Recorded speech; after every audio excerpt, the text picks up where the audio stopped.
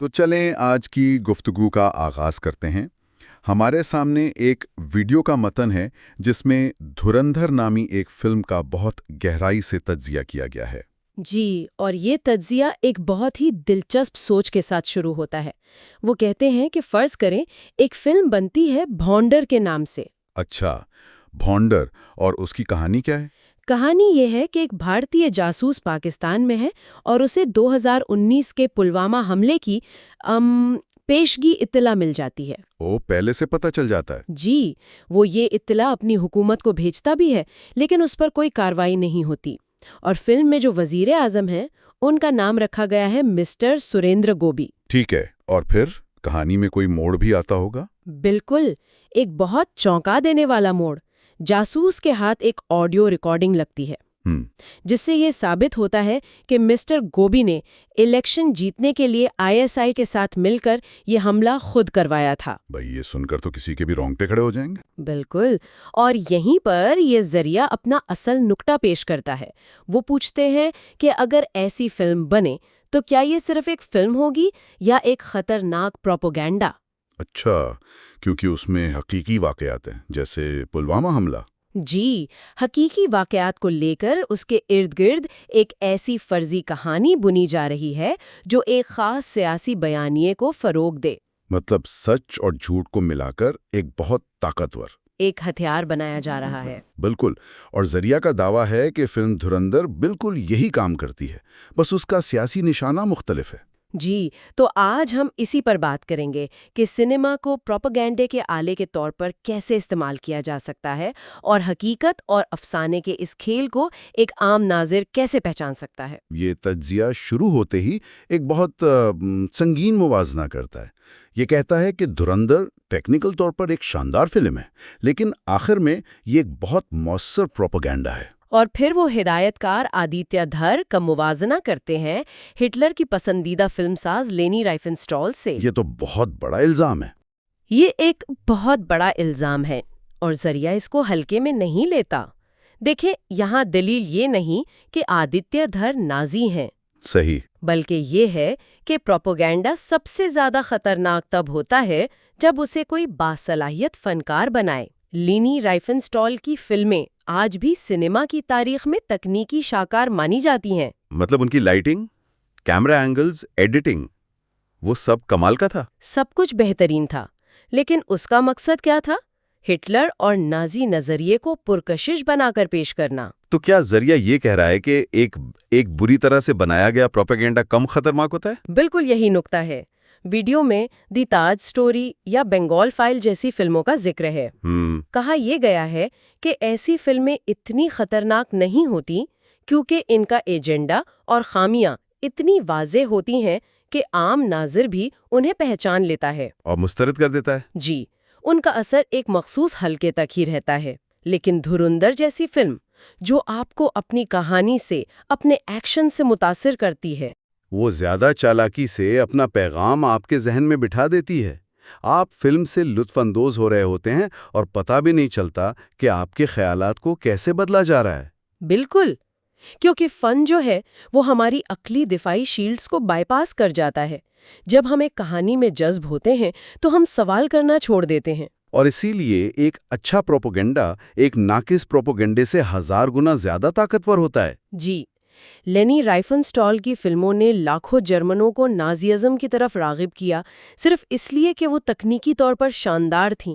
تو فلم پہلے ناظرین کا اعتبار جیتنے کے لیے حقیقی چیزیں استعمال کرتی ہے، لیکن یہ اعتبار حاصل کرنے کے بعد وہ اس کا غلط استعمال کیسے کرتی ہے؟ یہ حقیقت اور افسانے کا امتزاج کیسے کام کرتا ہے؟ یہ بہت ہی ہوشیاری سے کیا جاتا ہے۔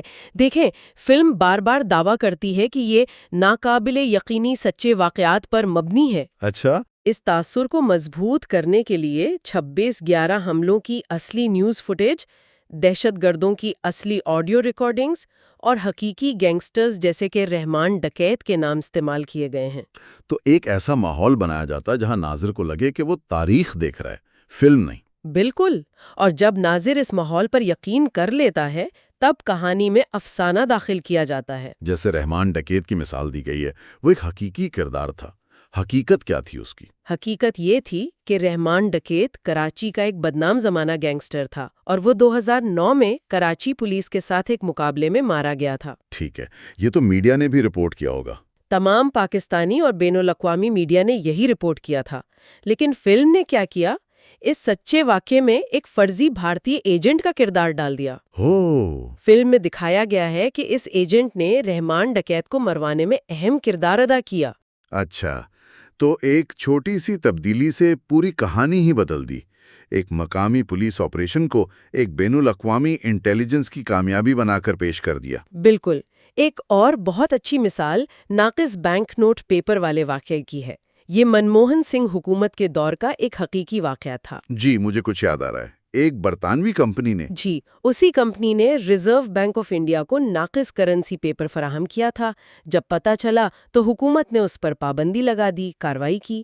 مطلب یہ ایک انتظامی اور تکنیکی مسئلہ تھا۔ اور فلم نے اسے کیسے دکھایا؟ فلم نے اس پورے واقعے کو اس طرح موڑ دیا کہ گویا اس وقت کے ایک وزیر نے جان بوجھ کر ایک ناقص مشین پاکستان بھیجنے کی سازش کی تھی۔ کیا مطلب ایک تکنیکی ناکامی کو سیدھا سیدھا غداری کا رنگ دے دیا؟ جی، اب ایک عام ناظر جس نے اس واقعے کی تفصیلات نہیں پڑھی ہوں گی، وہ تو فلم کی کہانی کو ہی سچ مان لے گا، ہے نا؟ یہ تو واقعی بہت خطرناک ہے۔ آپ سچائی کے چھوٹے چھوٹے ٹکڑے استعمال کر کے ایک بہت بڑا جھوٹ بنا رہے ہیں۔ بالکل۔ ناظر کے لیے یہ الگ کرنا تقریباً ناممکن ہو جاتا ہے کہ کہاں حقیقت ختم ہوئی اور کہاں سے افسانہ شروع ہوا۔ یہی اس ٹیکنیک کی طاقت ہے۔ اگر 26/11 کی فوٹیج اصلی ہے، اگر رحمان ڈکیت کا نام اصلی ہے، تو پھر وزیر کی غداری والی بات بھی سچی ہی ہوگی۔ یہ ایک نفسیاتی جال ہے۔ اور اس جال کا سب سے بڑا اور سنگین نتیجہ کیا نکلتا ہے؟ فلم کا مرکزی الزام کیا ہے؟ ذریعہ کے مطابق فلم یہ کہتی ہے کہ 26/11 کے وقت کی حکومت غدار تھی۔ جی، کہ اس نے جان بوجھ کر ان حملوں کو ہونے دیا۔ یہ فلم کا سب سے بڑا اور متنازع دعویٰ ہے۔ تو ذریعہ اس کا جواب کیسے دیتا ہے؟ وہ فلم پر براہ راست حملہ کرنے کے بجائے ایک وسیع تر تاریخی تناظر پیش کرتا ہے۔ وہ یہ دکھاتا ہے کہ انٹیلیجنس کی ناکامیاں کسی ایک حکومت کا مسئلہ نہیں ہے، یہ ہر دور میں ہوتی رہی ہیں۔ یعنی یہ کہنا کہ انٹیلیجنس کی ناکامی غداری کا ثبوت ہے، یہ تاریخی طور پر درست نہیں ہے؟ بالکل۔ ذریعہ واجپئی حکومت کے دور میں 1999 کی قندار ہائی جیکنگ کی مثال دیتا ہے۔ کہا جاتا ہے کہ اس کے بارے میں بھی پیشگی انٹیلیجنس موجود تھی۔ پھر وہ مودی حکومت کے دور میں 2016 کے اڑی حملے اور 2019 کے پلوامہ حملے کا ذکر کرتا ہے۔ پلوامہ کے بارے میں تو خاص طور پر کافی باتیں ہوئی تھیں۔ جی، ذریعہ فرنٹ لائن میگزین کی ایک رپورٹ کا حوالہ دیتا ہے جس میں دعویٰ کیا گیا تھا کہ حملے سے پہلے 11 مختلف اور بہت مخصوص انٹیلیجنس انپوٹس موجود تھے، جس میں خودکش بمبار کے بارے میں معلومات بھی شامل تھیں۔ تو اس کا مقصد کسی حکومت کا دفاع کرنا نہیں ہے؟ نہیں، بالکل نہیں۔ بلکہ یہ دکھانا ہے کہ انٹیلیجنس کی ناکامی ایک پیچیدہ مسئلہ ہے۔ اسے سیاسی پوائنٹ سکورنگ کے لیے استعمال کرنا اور کسی حکومت کو سیدھا غدار کہہ دینا ایک بہت غیر ذمہ دارانہ حرکت ہے۔ اور یہی ذریعہ کا مرکزی نقطہ ہے۔ غیر معمولی دعووں کے لیے غیر معمولی ثبوت کی ضرورت ہوتی ہے۔ کسی حکومت کی نااہلی پر تنقید کرنا ایک شہری کا حق ہے، چاہے وہ کانگریس ہو یا بی جے پی۔ لیکن ناکامی اور غداری میں زمین آسمان کا فرق ہے۔ بالکل۔ دھرندر اس فرق کو مٹا دیتی ہے اور ایک سیاسی بیانیے کو تاریخی سچائی کے طور پر پیش کرتی ہے۔ اچھا، فلم کے ان بڑے الزامات کے علاوہ ویڈیو میں کچھ بہت ہی لطیف تکنیکوں کا بھی ذکر ہے، جسے وہ ڈاگ وسلنگ کہتے ہیں۔ یہ ایک دلچسپ تصور ہے، اس کا کیا مطلب ہے؟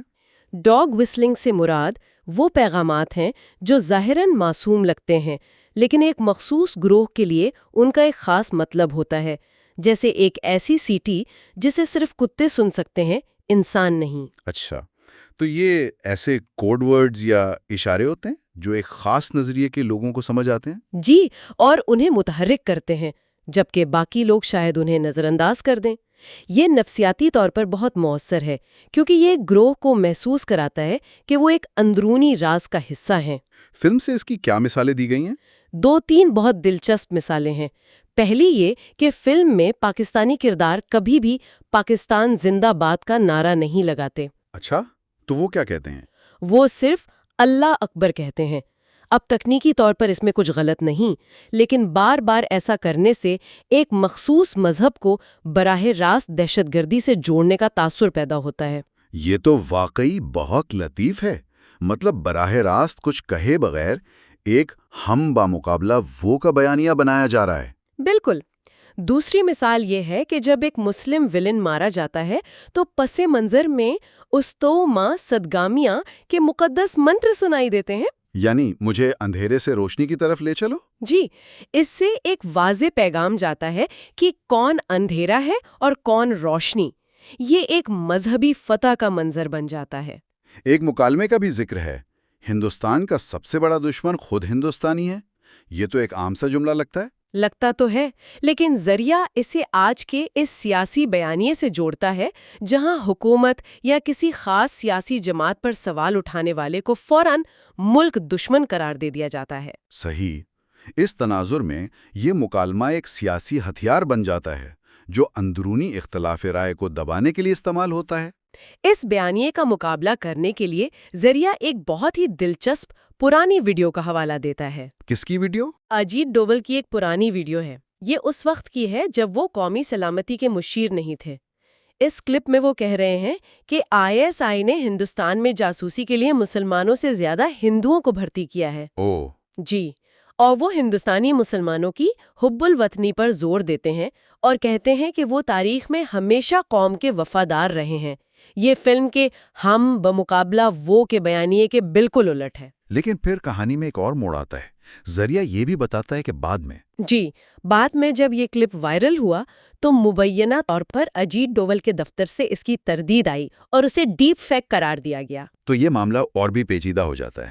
اب یہ جاننا ہی مشکل ہے کہ کیا اصلی ہے اور کیا نقلی۔ بالکل، لیکن ذریعہ کا مقصد اس کلپ کو دکھا کر ایک متبادل نقطہ نظر پیش کرنا تھا جو فلم کے یک طرفہ بیانیے کو چیلنج کرتا ہے۔ بحث صرف کہانی اور پیغام تک محدود نہیں رہتی۔ ذریعہ فلم کے انداز، خاص طور پر تشدد کی عکاسی پر بھی سخت تنقید کرتا ہے۔ ہاں، یہاں دھرندھر کا موازنہ ایک اور متنازعہ فلم اینیمل سے کیا گیا ہے۔ اچھا۔ ذریعہ دلیل دیتا ہے کہ دونوں فلمیں تشدد کو بہت زیادہ سٹائلائزڈ اور گلوریفائی کرتی ہیں۔ وہ تشدد کی کوریوگرافی کی استعمال کرتا ہے۔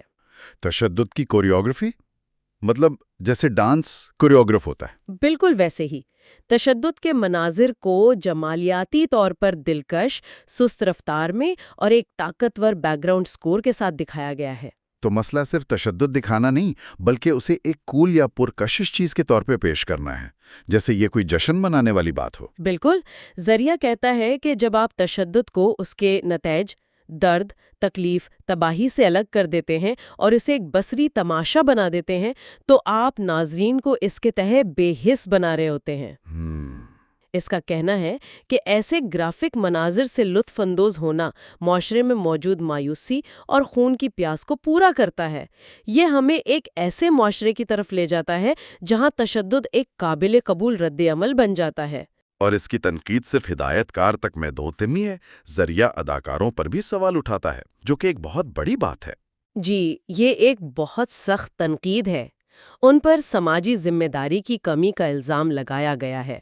ذریعہ ان کا موازنہ بوجھ اٹھانے والے جانوروں سے کرتا ہے۔ یہ تو بہت سخت الفاظ ہیں۔ وہ کہتے ہیں کہ ان کا کام صرف بوجھ اٹھانا ہے، یہ سوچے بغیر کہ بوجھ میں کیا ہے، سونا ہے یا کوڑا۔ یہ اداکار لاکھوں لوگوں کے لیے رول ماڈل ہیں، لیکن وہ پیسے کے لیے بیٹنگ ایپ سے لے کر ایسی پروپیگنڈا فلموں تک کچھ بھی فروغ دینے کے لیے تیار رہتے ہیں۔ لیکن کیا اداکار صرف اپنا کام نہیں کر رہے؟ ان کی ذمہ داری تو کہانی سنانا ہے، پیغام کی جانچ پڑتال کرنا تو نہیں۔ یہ ایک بہت اہم سوال ہے کہ ایک فنکار کی ذمہ داری کہاں ختم ہوتی ہے۔ ذریعہ کا موقف یہ ہے کہ جب آپ اتنے با اثر مقام پر ہوں تو آپ میں تو صرف اپنا کام کر رہا تھا کہہ کر بری الذمہ نہیں ہو سکتے، خاص طور پر جب آپ کی اداکاری ایک ایسے بیانیے کو تقویت دے رہی ہو جو معاشرے میں تقسیم اور نفرت کو بڑھا سکتا ہے۔ جی، یہ ایک ایسی بحث ہے جس پر پوری انڈسٹری کو غور کرنے کی ضرورت ہے۔ تو اس سب کا کیا مطلب ہے؟ اگر ہم اس پورے تجزیے کا نچوڑ نکالیں تو وہ کیا ہوگا؟ اس کا نچوڑ یہ ہے کہ سنیما اب صرف تفریح کا ذریعہ نہیں رہا، یہ سیاسی اور نظریاتی پیغام رسانی کا ایک بہت ہی جدید اور طاقتور ہتھیار بن چکا ہے۔ یہ تجزیہ ہمیں دکھاتا ہے کہ کس طرح فلم سازی کی تکنیکوں جیسے حقیقت اور افسانے کا امتزاج، ڈاگ وسلنگ اور تشدد کی تسبیح کو ایک مخصوص سیاسی ایجنڈے کو فروغ دینے کے لیے استعمال کیا جا سکتا ہے۔ اور یہ سب اتنی ہوشیاری سے کیا جاتا ہے کہ ناظرین کو احساس تک نہیں ہوتا کہ ان کے خیالات اور جذبات کو کس طرح سے استعمال کیا جا رہا ہے۔ بالکل۔ اور ذریعہ کا آخری پیغام ایک انتباہ کی طرح لگتا ہے۔ جی، یہ دو طرفہ انتباہ ہے۔ پہلا فلم ساز کے لیے ہے، اسے خبردار کیا گیا ہے کہ اگر وہ اپنی صلاحیتوں کو ایسے کاموں کے لیے استعمال کرتا رہا تو تاریخ میں اس کی میراث نازی پروپیگنڈا کرنے والی لینی رائفنسٹال جیسی ہو سکتی ہے۔ ایک باصلاحیت فنکار لیکن جس نے اپنے فن کو ایک نفرت انگیز نظریے کی خدمت میں پیش کر دیا۔ بالکل۔ اور دوسرا انتباہ سیاسی قیادت کے لیے ہے جو ایسی فلموں کی حمایت کرتی ہے۔ ان کے لیے کیا پیغام ہے؟ انہیں یاد دلایا گیا ہے کہ وقت کا پہیہ ہمیشہ گھومتا ہے۔ آج آپ پروپیگنڈے کے جو معیار قائم کر رہے ہیں، کل جب کوئی اور طاقت میں آئے گا تو وہی معیار اور وہی ٹیکنیک آپ کے خلاف بھی استعمال کی جا سکتی ہے۔ جی، آج جو فلم منموہن سنگھ کے بارے میں بنائی جا رہی ہے، کل وہ آپ کے بارے میں بھی بنائی جا سکتی ہے، اسی فرضی بھونڈر والی کہانی کی طرح۔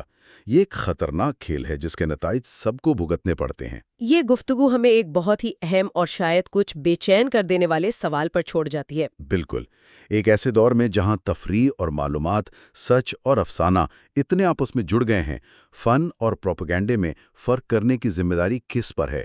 فلم ساز پر، اداکار پر، یا ہم پر یعنی ناظرین پر؟